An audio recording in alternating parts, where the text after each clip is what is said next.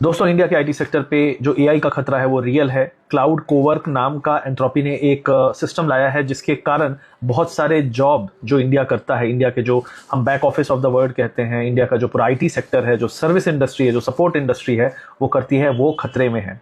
ये रियल चीज की बात कर रहा हूं मैं। पिछले कुछ दिनों में आईटी सेक्टर 25% गिर चुका है। कुछ स्टॉक 30-30, 40-40, 50-50% गिर चुके हैं। टीसीएस जैसी कंपनी का शेयर 40% अपने ऑल टाइम हाई से नीचे है। तो ये दिखाता है कि जो खतरा है वो रियल है। जॉब लॉसेस जाने के चांसेस बहुत ज्यादा हैं और अगर आप इनोवेट नहीं करोगे सही टाइम पे तो डेफिनेटली आपके नौकरी पे खतरा होगा। आप वो काम कर सकते हो जिसपे एआई आने का खतरा कम हो। There are many works, but right now जो खतरे वाले सेक्टर है, जो खतरे वाले काम है, उनके बारे में यहाँ पे मैं बता देता हूँ। आप देख सकते हो, इन्होंने एक स्किल प्लगइन लाया था 30 जनवरी को, जिसके बाद से आईटी सेक्टर में ये पैनिक और बढ़ गया। तो वो क्या क्या कर सकता है, लीगल जो सेक्टर है उस पर बहुत सारे काम कर सकता है, कॉन्ट्रैक्ट रिव्यू, एनडीए और ये सारी चीजें कर सकता है। फाइनेंस में आपका एक्सपेंस रिपोर्ट्स, फाइनेंस में आपका expense reports, financial models, sales, marketing, SEO, campaigns draft, SEO में चेंजेस कर सकता है कि अगर आपका जो कैंपेन अच्छा काम नहीं कर रहा है।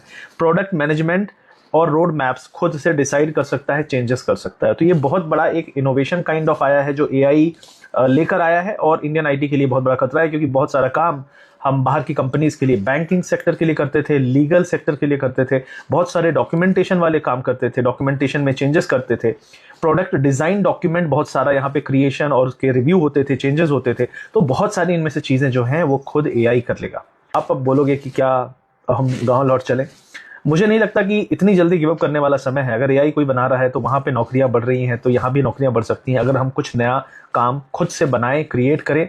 ज्यादातर जो काम है उसमें कोई ना कोई एजेंट लगेगा, तो एआई एजेंट्स का एक बहुत बड़ा इंपॉर्टेंट रोल होगा यहाँ पे। लेकिन एआई एजेंट के बगैर भी बहुत सारा ऐसा डेवलपमेंट होगा। ये सिर्फ एक कंपनी की बात कर रहा हूँ, एंथ्रोपी।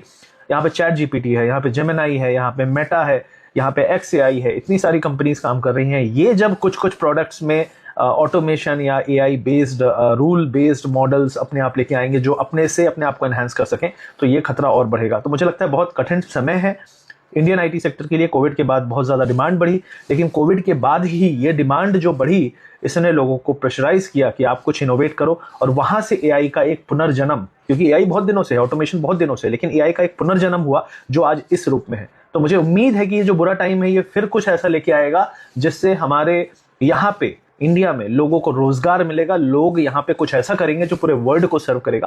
And I am very hopeful. आपकी क्या राय है, कमेंट सेक्शन बताइए। आईटी स्टॉक्स का बहुत बुरा हाल है, आप चार्ट्स में यहाँ पे देख सकते हैं, सब कुछ लालम लाल है। इंडियन आईटी सेक्टर 25-30% डाउन है, रिसेंट ऑल टाइम हाई से 30%, 35% डाउन है। तो इट इज रियल। एंड आपकी क्या राय है, आप इसके लिए कितने तैयार है? क्या आपका दोस्त यार है उसको जरूर भेजिए जो आईटी सेक्टर में तैयारी कर रहा है या काम कर रहा है कि उसे क्या करना चाहिए।